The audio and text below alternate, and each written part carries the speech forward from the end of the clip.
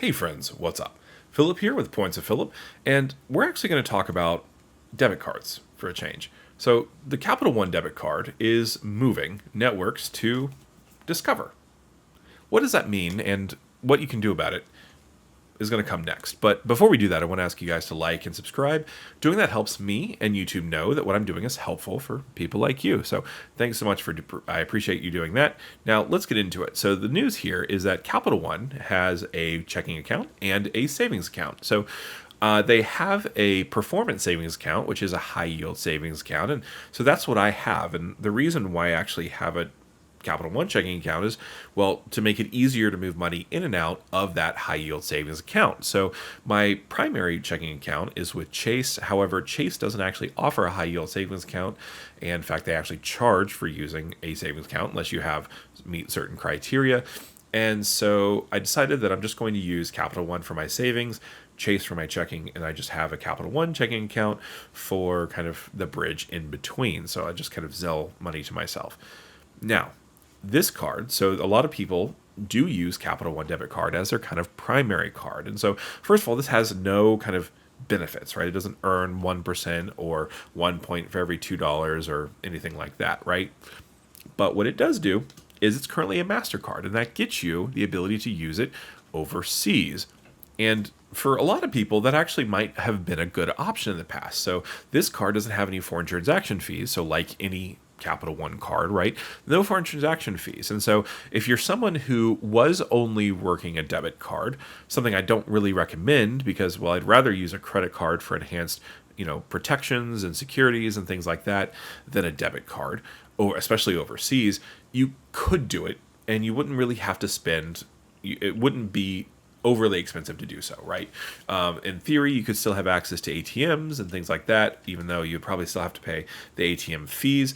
But you could use this card overseas and not pay any foreign transaction fees, which made it kind of, interesting for people who traveled overseas. However, now that this card is shifting to the Discover network, what that means is that they're going to have significantly less exposure to people being able to actually buy things overseas, right? And so the Discover Network, they do have a club, or they do have a partnership with Diners Club International, and that does have some, kind of exposure overseas, but it's not very widespread. It's certain countries, certain places in those countries. It's very similar to Amex. In fact, it actually might be a little bit more restrictive than trying to use an Amex overseas. And so this is a bad change, right? So if you're someone who is trying to be able to purchase things overseas, first of all, again, do not use a debit card for that.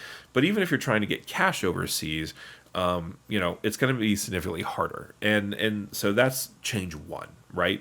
So we'll talk about let's go ahead and get into how I would change that. So in my travel wallet, I have my Charles Schwab debit card. So this debit card, first of all, has no fees. It's a Visa card, so that's nice too.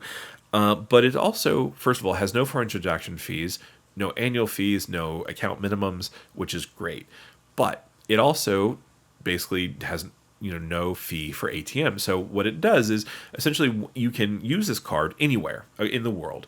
And, so I use it I keep it in my travel wallet so I can get cash out regardless of where I am, because I can pay for the ATM fee up front. But then by the time that statement closes at the end of the month, they refund me any ATM fees that have been charged.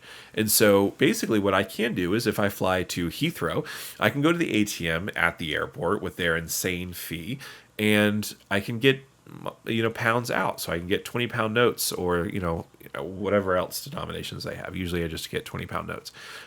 And basically I don't have to pay anything at the end of the day to get that, because it's a favorable exchange rate, no foreign transaction fees, and the ATM fee gets reimbursed. And so, well, if you're someone who is looking to try to spend money overseas on a debit card, that would be the way to do it. Right now, my, of course, advice always is, don't do that, right? So Capital One has really great credit cards with MasterCard. They have Saver, they have Quicksilver, they have the Venture and Venture X cards. None of those have foreign transaction fees. If you're going to be buying something overseas, do it that way.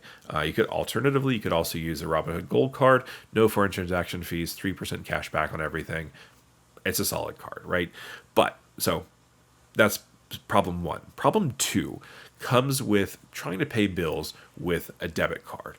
So the Discover network so first of all, Discover has checking accounts. And so I have experience with having a Discover debit card.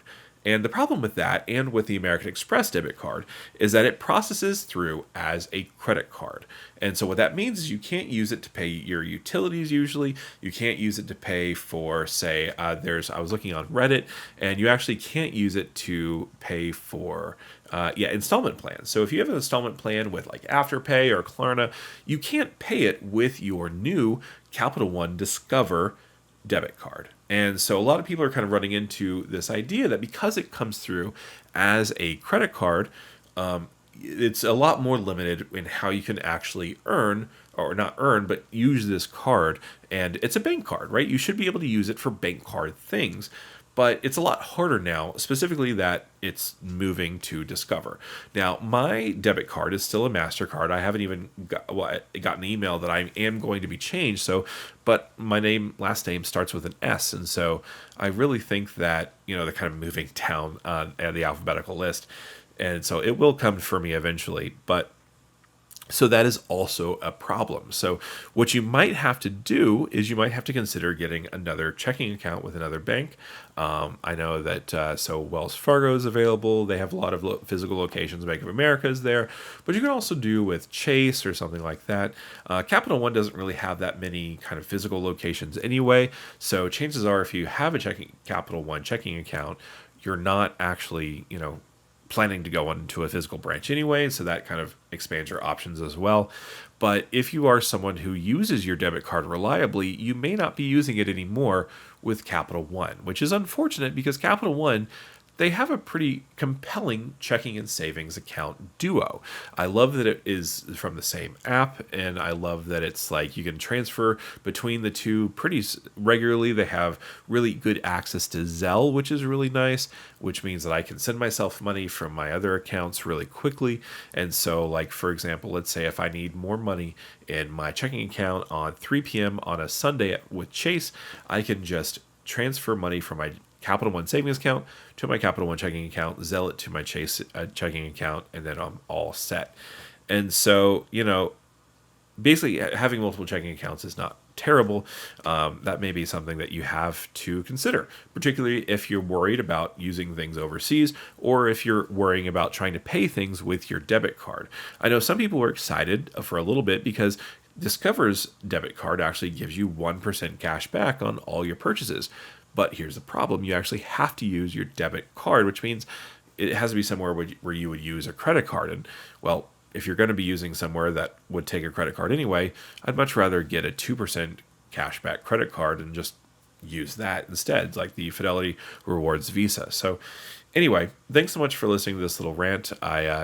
It's an interesting kind of change, and I just wanted to keep you aware of what was going on in the world. So anyway, thanks again for watching, and I'll see you guys later. Bye.